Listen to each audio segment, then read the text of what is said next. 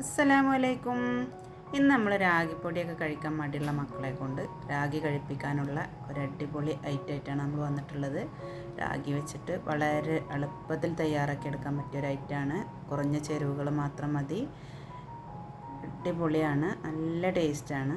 ഒരിക്കൽ കഴിച്ചാൽ പിന്നെ എല്ലാവരും ഇതുപോലെ ചെയ്ത് നോക്കും. പിന്നെ വീണ്ടും വീണ്ടും ഉണ്ടാക്കി കഴിക്കാൻ തോന്നും നമുക്ക്. അപ്പോൾ എങ്ങനെയാണ് ഇത് ഉണ്ടാക്കിയെടുക്കണമെന്ന് നോക്കാം.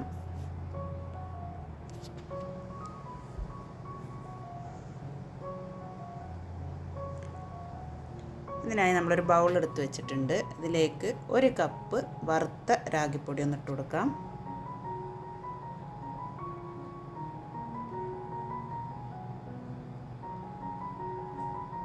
ആവശ്യത്തിനുള്ള ഉപ്പ്,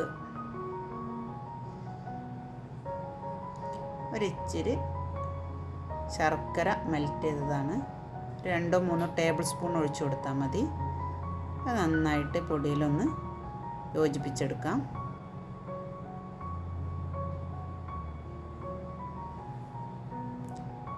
ഇനി നല്ല തിളച്ച വെള്ളം ആവശ്യത്തിന് ചേർത്ത് കൊടുത്തിട്ട് ഇത് നമുക്കൊരു ചപ്പാത്തി മാവിൻ്റെ പരുവത്തിലൊന്ന് കുഴച്ചെടുക്കാം.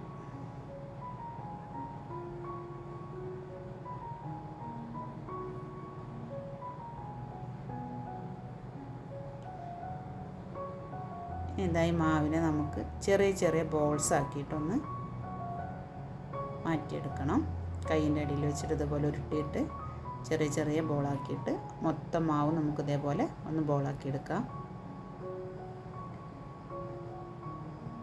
ഇനി നമുക്കിതൊന്ന് സ്റ്റീം ചെയ്ത് വേവിച്ചെടുക്കണം. അതിന് നമ്മൾ സ്റ്റീമർ അടുപ്പത്ത് വെച്ചിട്ടുണ്ട്. വെള്ളം ചൂടായി വരുമ്പോൾ നമുക്ക് നമ്മൾ രാഗി വെച്ചുണ്ടാക്കിയ ബോളുകൾ ഓരോന്നായിട്ട് ഇതിൽ വെച്ച് കൊടുത്തിട്ട് ഒരു 10 മിനിറ്റ് ഹൈ ഫ്ലെയിമിൽ വെച്ചിട്ട് നമുക്കൊന്ന് ആവിയേറ്റിയെടുക്കണം.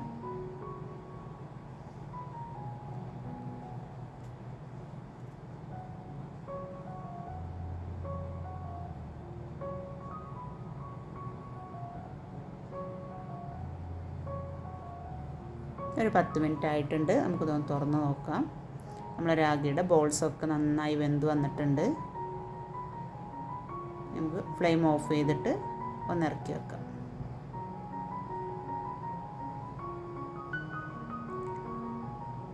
നമ്മളൊരു പാൻ വെച്ച് ഒന്ന് കത്തിച്ച് കൊടുത്തിട്ടുണ്ട്.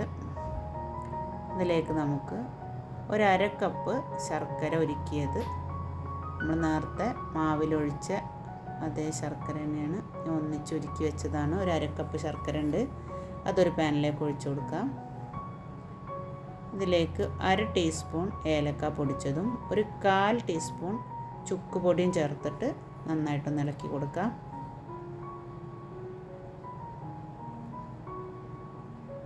ഇനി നമ്മൾ വേവിച്ച് വെച്ചിട്ടുള്ള ബോൾസ് ഇതിലേക്ക് ഇട്ട് കൊടുത്തിട്ട് ഒന്ന് ഈ ശർക്കര പാവ് ഒന്ന് വറ്റി വരുന്നത് വരെ നമുക്ക് ഹൈ ഫ്ലെയിമിൽ വെച്ചിട്ടൊന്ന് കുറുക്കിയെടുക്കാം.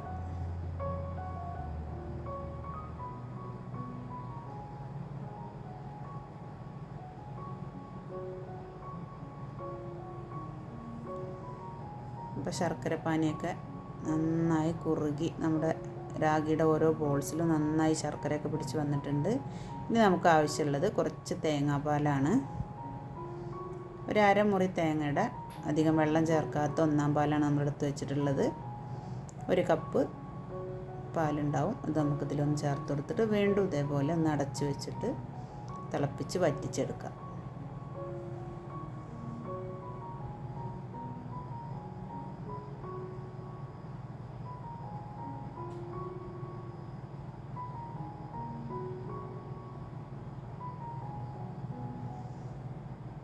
അപ്പോൾ തേങ്ങാപ്പാലും ശർക്കരയും നമ്മുടെ റാഗി ബോൾസൊക്കെ കൂടെ നന്നായി കുറുകിയിട്ട് നല്ലൊരു പരുവായി കിട്ടിയിട്ടുണ്ട്.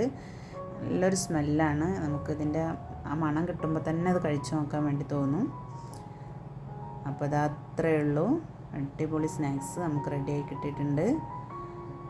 ഇനി രാഗിയൊക്കെ കഴിക്കാൻ മടിയുള്ള മക്കൾക്ക് ഇതുപോലെ ചെയ്തു കൊടുത്താൽ മതി. അവർ ഇഷ്ടം പോലെ കഴിച്ചോളും. വീഡിയോ ഇഷ്ടമായാൽ ലൈക്ക് ചെയ്യുക, ഷെയർ ചെയ്യുക, കമൻറ്റ് ചെയ്യുക. വീഡിയോ ആദ്യമായി കാണുന്നവരുണ്ടെങ്കിൽ ഒന്ന് സബ്സ്ക്രൈബ് ചെയ്ത് സപ്പോർട്ട് ചെയ്യാം. അടുത്തൊരു വീഡിയോയുമായി വീണ്ടും കാണാം.